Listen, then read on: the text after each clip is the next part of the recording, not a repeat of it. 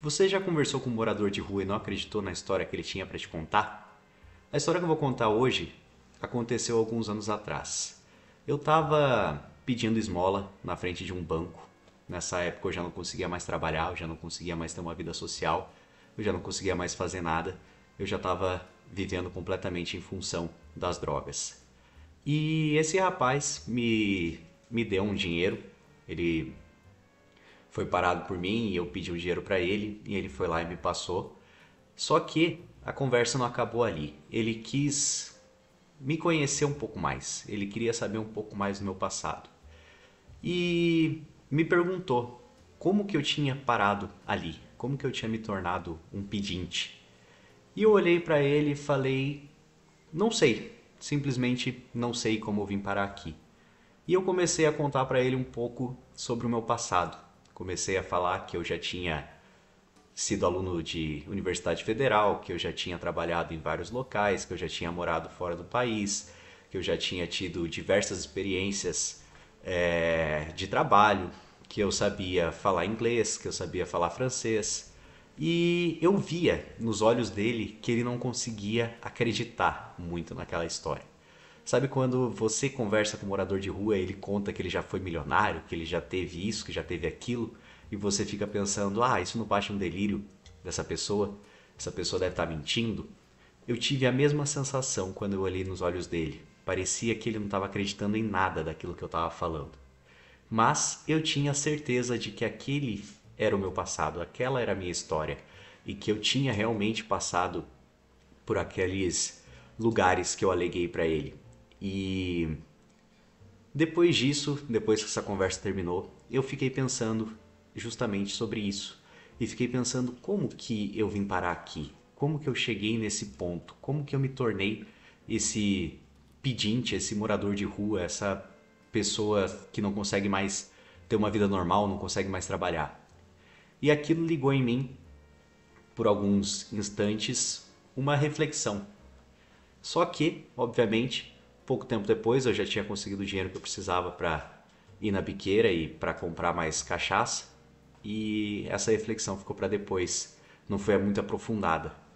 E hoje, pensando nessa história, anos depois que ela aconteceu, eu tentei traçar uma linha do tempo de como que eu cheguei lá.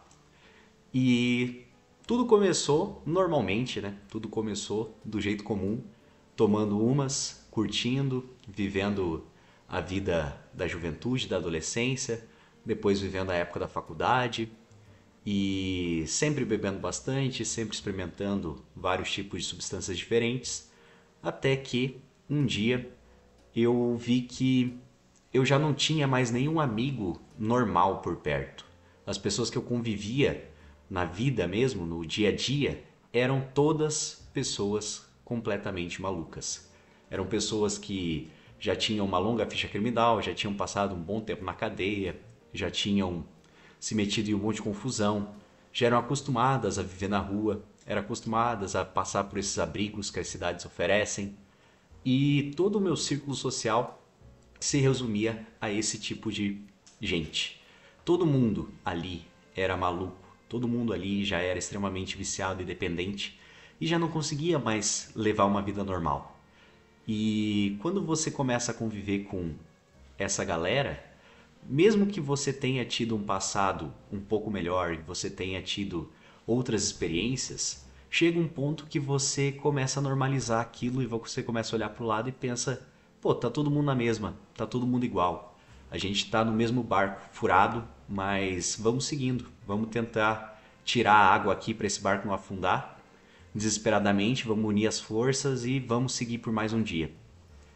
E foi mais ou menos assim que eu cheguei lá. Foi mais ou menos assim que as coisas começaram a ruir de verdade. Porque já não era mais uma questão de vício, já não era mais uma questão de querer usar as paradas. Era uma questão que eu já não tinha mais o mínimo controle mesmo. Eu já estava completamente dependente e a minha vida toda já se resumia a isso. Se resumia a acordar e buscar por mais. E se você tem um monte de gente do seu lado que está na mesma situação, igualzinho, igualzinho, É óbvio que uma hora você vai pensar que tá tudo bem ser assim. Tá tudo bem você não ter mais o mínimo de dignidade, não ter mais o mínimo de responsabilidade e simplesmente levantar um belo dia e ir na frente de um banco e começar a pedir esmola, ou ir em um sinal, ou ir em qualquer lugar e pedir para que a pessoa te dê um dinheiro para você comprar aquilo que é o teu vício. E o processo da ruína, ele é meio que imperceptível. Você começa vendo que já não aguenta mais viver de uma forma lúcida, você começa a depender cada vez mais daqueles efeitos para você ter um mínimo de prazer na sua vida, porque todo o resto está destruído. Então você não tem mais trabalho, você não tem mais futuro, você não tem mais perspectiva, você não tem mais sonhos. E tudo que te resta é aquela parada, é aquela sensação que as drogas vão te proporcionar.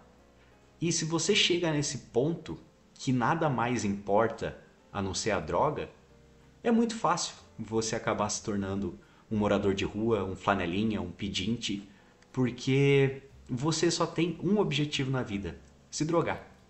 Se drogar e sentir os prazeres que aquela substância vão causar para que você se esqueça de todo o lixo, de toda a destruição que está ao seu redor. E você já começa a não se importar mais com nada. Você já não se liga mais para sua saúde, para sua aparência, para onde você está, para onde você mora, se é que você tem um lugar para morar. E quando você menos percebe, você já é parte desse meio, desse submundo. E você começa a se sentir confortável. Porque se tá todo mundo igual, para que você vai querer mudar? Para que você vai querer fazer alguma coisa diferente e começar uma nova vida, sendo que ali as coisas estão acontecendo? Você está tendo o que você precisa naquele momento. E o que você precisa? De mais substâncias.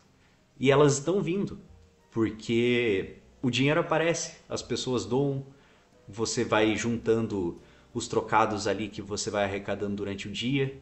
Quando você vê, já tem uma boa quantia, que já é o suficiente para ir e buscar as paradas.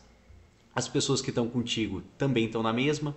Quando vocês vêm, vocês somam tudo aquilo que vocês ganharam naquele período.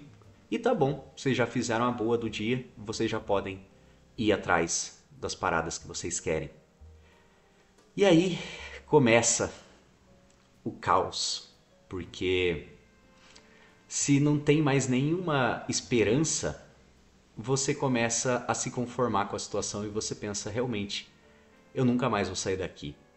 Eu cheguei no ponto que não tem mais retorno e é só aceitar. É isso que eu sou. E era isso que passava na minha cabeça. Eu cheguei num conformismo de olhar para dentro e falar: é isso, eu sou um viciado e eu vou morrer desse jeito. Não tem mais para onde fugir. Esse daqui é o meu destino e eu tô nessa vida para isso.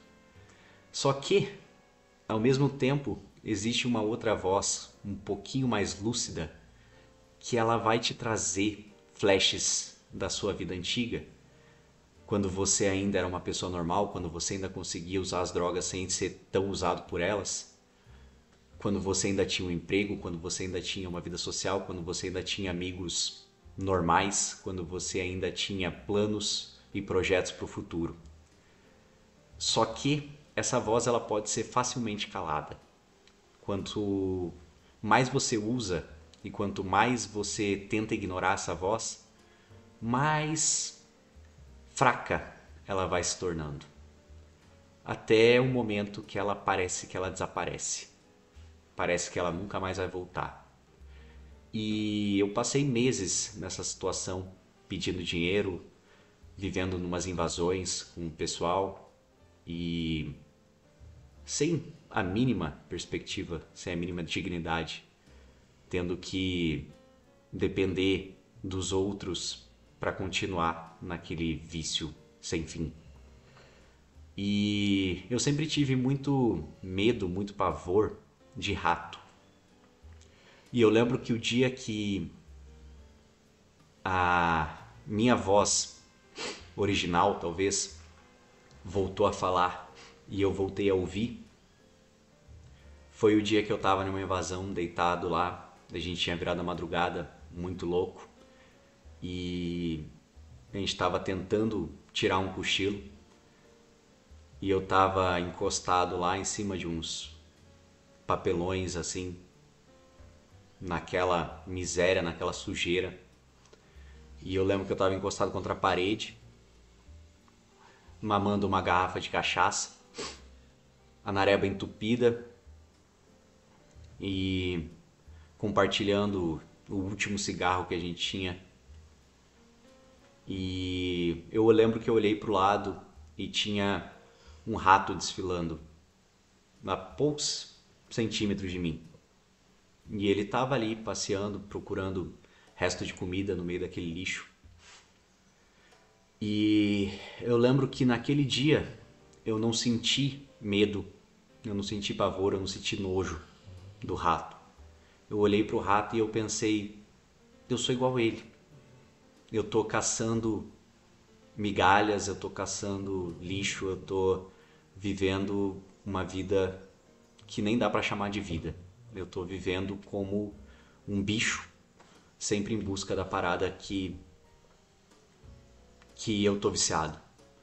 Como naqueles experimentos mesmo que eles dão um monte de droga pro rato para fazer o rato voltar a buscar a droga até o dia que ele morre. E eu me senti aquele rato naquele dia. E quando eu tive essa percepção, foi a hora que eu vi que eu tava no buraco, no verdadeiro buraco, porque não tinha mais nenhuma relação. Aquela minha versão já não tinha mais nenhuma relação com a versão antiga e com a versão atual. Aquilo ali era só um pedaço de carne ambulante que já não estava mais com brilho nenhum na vida, já não tinha mais vida interior. Só vivia realmente em função da parada. E isso me desesperou. Eu lembro que meu coração foi a mil. E claro que podia ser efeito das substâncias, mas foi uma ansiedade muito forte, uma agonia muito forte, uma tristeza avassaladora que tomou conta da minha cabeça naquele momento e do meu corpo. E eu olhei pro lado e eu pensei, não é isso que eu quero pra minha vida. Não é isso que eu quero pro meu futuro. Não é assim que eu quero que minha história termine. E não dá, eu não aceito continuar nesse jeito e achar que tá tudo bem. Não posso deixar essa substância me dominar o resto da minha vida. E eu lembro que eu mamei o resto da garrafa de cachaça e levantei de lá e falei que eu ia dar uma volta sozinho e que eu precisava respirar um pouco e sair daquele meio. E naquele dia eu tomei a decisão que eu ia dar uma parada com tudo, que aquele momento tinha me trazido a consciência outra vez, que eu finalmente tinha despertado daquele sonambulismo, daquela vida zumbi, daquela vida sem vida, daquela vida só em função das substâncias. E foi assim que eu me tornei um morador de rua, e foi assim que eu cheguei no fundo do poço. E também foi assim que eu tive um novo despertar, que veio essa mínima lucidez e eu consegui sair de lá e comecei o meu processo de reabilitação. E eu tô contando essa história toda simplesmente para falar que é possível, mesmo você tendo tido uma boa vida, tendo tido oportunidades, empregos, família, é possível sim que quem está na rua nesse momento, quem está no fundo do poço nesse momento, vivendo essa vida de vícios, um dia tenha tido uma vida boa, mas em algum momento a coisa saiu do controle. Em algum momento a pessoa deixou de acreditar nela mesma, a pessoa deixou de acreditar na vida, deixou de ter esperança e simplesmente se rendeu ao vício, simplesmente sucumbiu e perdeu todo e qualquer controle. E não é impossível voltar para lá. E não é mentira, talvez, quando as pessoas que estão na situação contam de um passado glorioso que de repente se esvaiu. Então, o que eu quero deixar com esse vídeo todo é: o vício realmente pode roubar tudo. E a culpa é nossa. A gente permitiu isso acontecer. A gente se entregou a tal ponto que todo o resto da vida perdeu o brilho. E quando a gente chega nesse ponto, só tem uma forma de voltar atrás, que é retomando essa consciência, saindo da fase da negação e falar: realmente eu tenho um problema gravíssimo com as drogas e eu preciso me limpar, eu preciso mudar de vida. Por hoje eu só queria compartilhar um pouco dessa história. Em outro vídeo eu posso me aprofundar em outra parte, mas fica de tarefa de casa para você pensar em alguma conversa que você já teve com algum morador de rua e refletir sobre o que você ouviu daquela pessoa, porque provavelmente você fez a diferença na vida daquela pessoa só pelo fato de você ter parado para escutar ela. Então, eu não sei quem é aquele homem que me fez aquela pergunta: como você foi parar aqui? Mas muito obrigado, porque a sua pergunta foi uma sementinha na minha mente e talvez foi uma das coisas que ajudou nesse processo de voltar à consciência e fazer algo novo. Então, muito obrigado. Por hoje é isso. Até a próxima. Valeu!